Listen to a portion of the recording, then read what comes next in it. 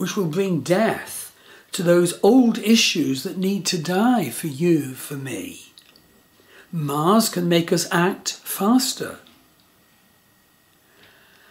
And of course, remember, the moon moves on to conjunct Ketu next day, receiving an 8th house aspect from Mars, sharp.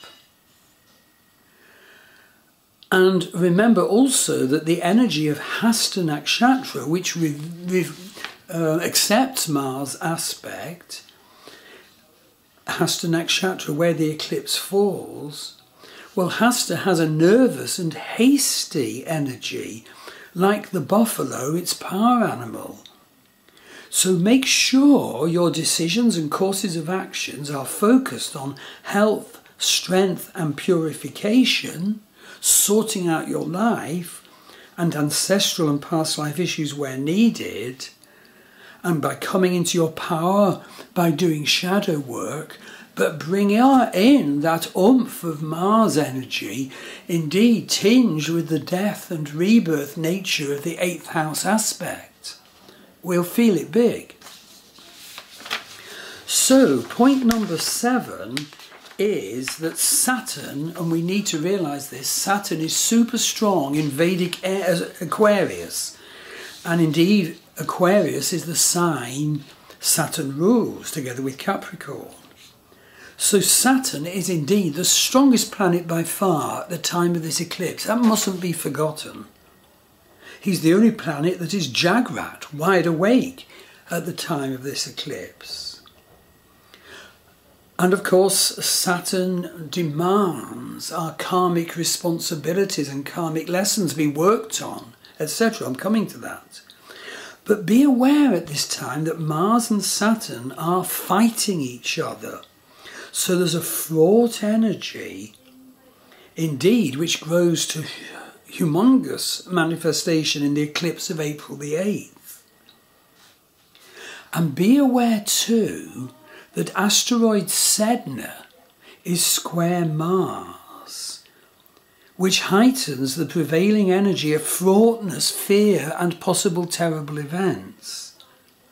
The lesson of Sedna for each one of us is to contact our divine nature despite and because of dreadful treatment we may have received, dreadful energies, dreadful events.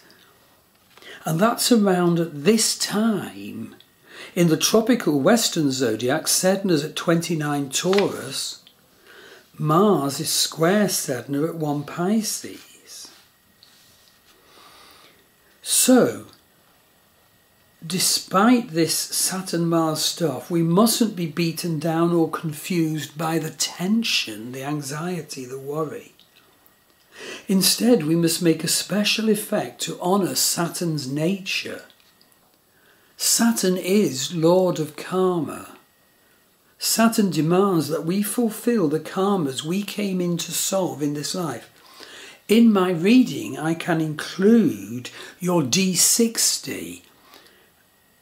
That's the 60th Varga chart or harmonic or divisional chart of Vedic astrology. It's called the Shashtiamsha, and it's so wonderful to work on, as are all the Varga charts.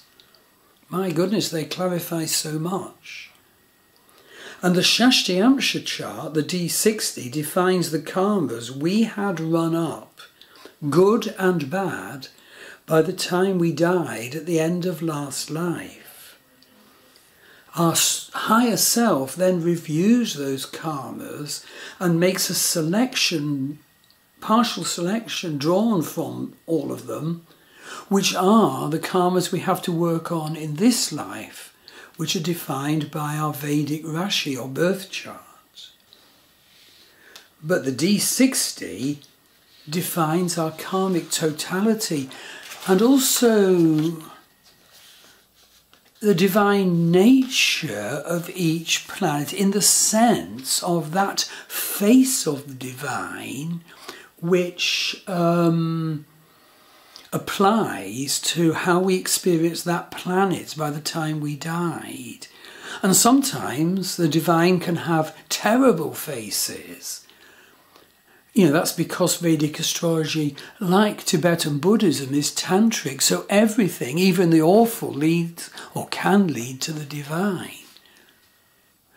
But equally, we may have so worked on our particular planet that it may have like a sweet and ambrosial nature by the time we died. And it's so helpful to know about this offering.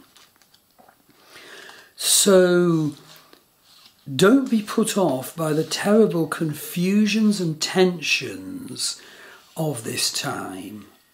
And don't be sidetracked by the sensationalism and political sensationalism that astrology is sort of being used for at this time, and not by escaping into national or global use of astrology in a way that is actually spiritual bypass and not addressing our personal issues.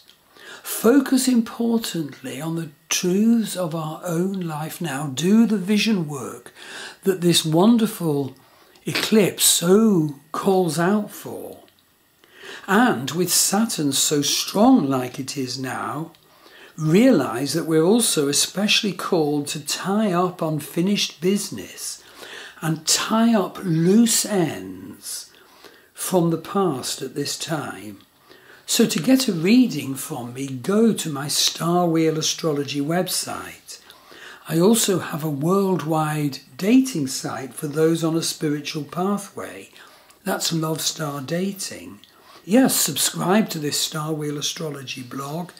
See the healings wonderfully offered worldwide for so long now by my wife Maggie Pashley. And you might like to join my Facebook page.